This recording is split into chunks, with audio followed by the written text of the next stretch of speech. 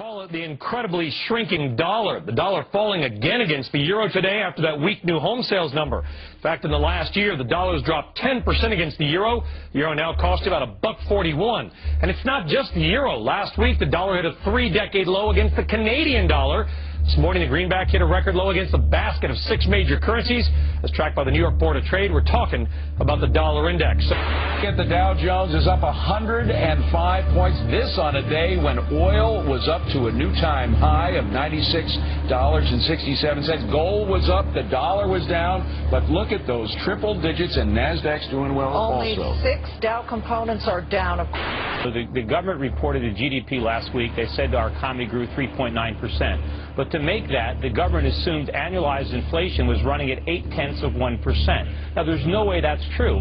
If the government was accurately reporting inflation, we would know we're in a recession. You guys have to start looking at real numbers. You're talking about the Dow up about 100 points today. If you price it in Canadian dollars, it's down almost 100 points. I got about 30 seconds or so, but I want to get your take on how much lower you think the markets can go right now.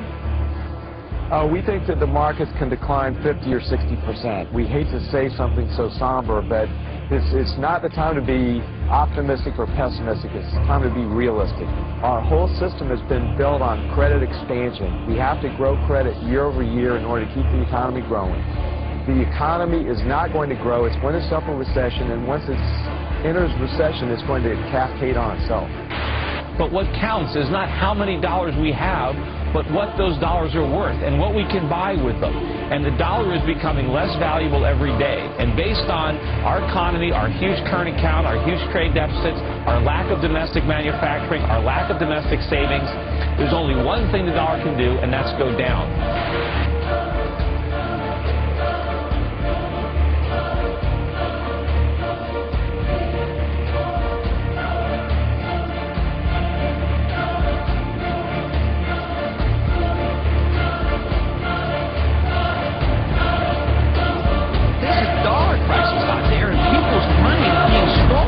People who have saved, they're being robbed.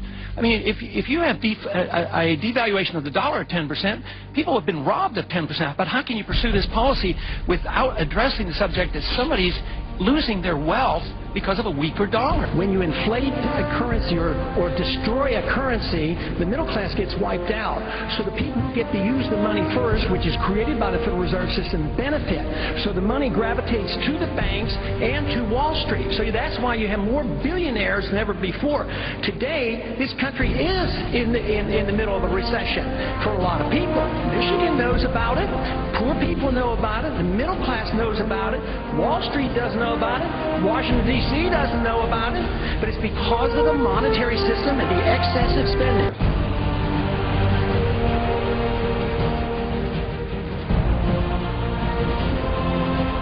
Nobody looks at the cause of our problems, and the cause comes from the Federal Reserve creating too much credit and distorting the markets. You can't have a current account deficit of $800 billion a year and think the currency is going to hold out. And everybody bugs the Fed, all the congressmen, everybody else, and Wall Street says, you know, what we need is more money, lower the interest rates. And nobody asks, how do you lower interest rates? Well, you do that by creating more money. What specifically would you like to see Mr. Bernanke do right now? If anything, he should be more careful with the amount of new money he creates out of thin air, because eventually this will just lead to loss of confidence in the dollar on the international exchange market, and that's exactly what's happened here in the last month or so. The dollar is going down sharply, and it's because we're resorting to inflation.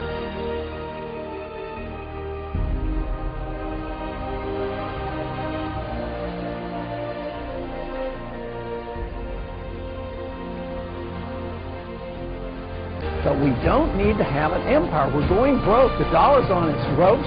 The end of an empire always comes when the currency is destroyed. What kind of new monetary system would you like to see? Do you want the dollar to be gold backed again? Would you like to go back to fixed exchange rates? Give us a sense of where you'd like to go. Well, we should follow the law, and the law is the Constitution. The Constitution said only gold and silver should be legal tender. We don't really have clear authority to have a central bank, but we could legalize competing currencies. I mean, we compete with currencies around the world all the time, but why can't we have gold and silver competing as a currency and let people save? His monetary opinions, I want to give you the first whack because I found them very interesting. They're fantastic. I mean, Larry, just step back and realize how amazing it is. We have not had a presidential candidate who talked about free markets, who talked about monetary reform, who talked about tax reform the way Ron Paul does since Steve Forbes ran for president.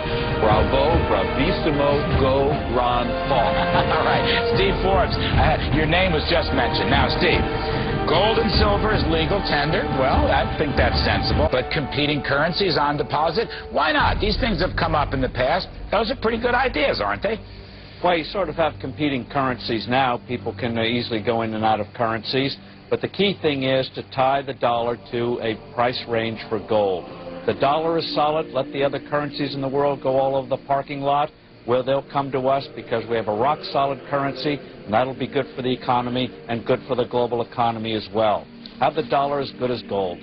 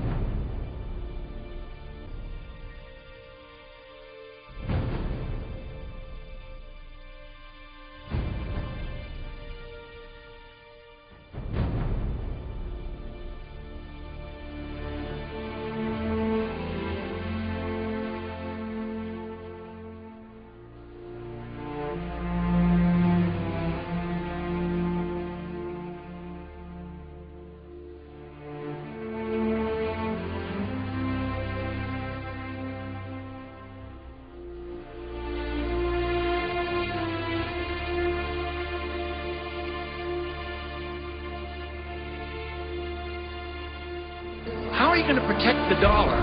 If you don't have the dollar maintaining its value, no matter where you put the money, you're not going to have any value. That's where the crisis is coming. You're going to go up with all these cost of living increases that you'll never keep up with the cost of living because the dollar is going down, the cost of living is going up. Our dollar today is worth 4 cents compared to the dollar of 1913 when the Federal Reserve took charge of it. And if you don't deal with the dollar, there will be no retirement for anybody. We're going to have chaos.